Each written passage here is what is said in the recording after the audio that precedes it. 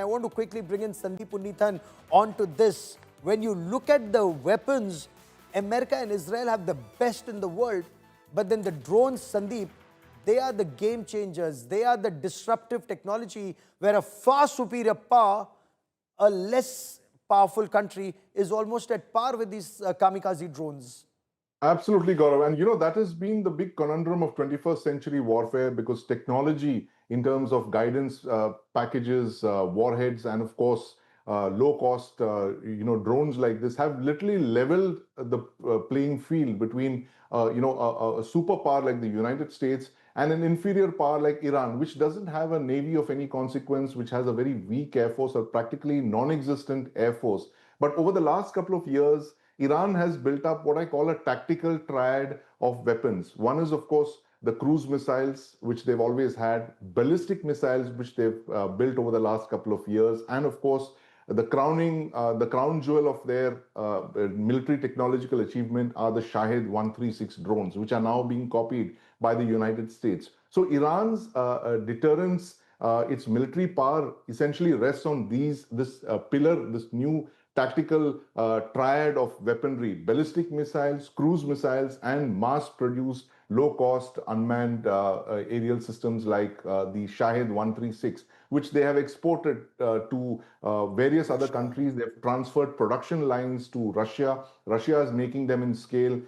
Ukraine is building them in tens of thousands. And now, as our viewers are seeing on screen, the Lucas, which is America's low-cost unmanned aerial system, which the US has also been forced to adopt and re-engineer and deploy in combat for the first time in West Asia, Gaurav. So there is a lot of lessons for us who are watching this pace of conflict unfold in West Asia. That why is it that India, for instance, has not been able to build these low-cost options at scale?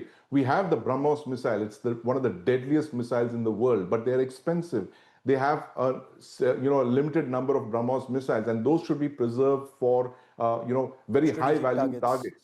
But these are the kind of systems we need to build them in the tens, if not the hundreds of thousands, like other countries are doing, Gaurav. With absolutely no Chinese components. India has not been able to do. We have the finest engineers, the finest MSMEs, the finest startups who are building these, who have prototypes, who have demonstrated it. But the numbers being sold are, laughable, Gaurav. 50, 100, 150. We should be standardizing this production, building them like we built, the automobile revolution that took off in the 80s, where we were building large number of cars. We need the Maruti of kamikaze drones, is what you're saying. We have it. We don't have the political will and the military, acumen to deploy this at the scale, to, put down those production lines, to get our industries together, civil, military, in the government sector, in the private sector. Everybody can come together, build the component. This is disruptive technology that nobody has a counter to. Especially the scale with which you can swarm the enemy. A far superior power can do nothing when there's a swarm drone attack. How many laser beams and how many Patriots and how many David Sling and Iron Dome would a country be able to fire? You need a combination of weapons like... And I must say, when you look at this war right now and you look at India's Operation Sindoor, the manner in which our Akash Tir system, our air defense system, and I've had the privilege of reporting from ground zero, from the Zu-23 to the L-70 anti-aircraft guns, Second World War vintage guns to take down these drones, to the Akash surface-to-air missile defense system, to the S-400s. What a beautiful array India was able to mount. And 4 days this operation, look at the losses, look at the operation. That time, India was able to get supremacy there, Sandeep. Absolutely, Gaurav. And a lot of these systems, the ones that you reported on, they're all homegrown systems. The Akash Tir is homegrown. The IACCS, operated by the Indian Air Force, again, homegrown, developed by us indigenously. BrahMos, another example of, Indo-Russian cooperation. We had the vision, the foresight to induct it more than 2 decades ago, and we're now building them at scale.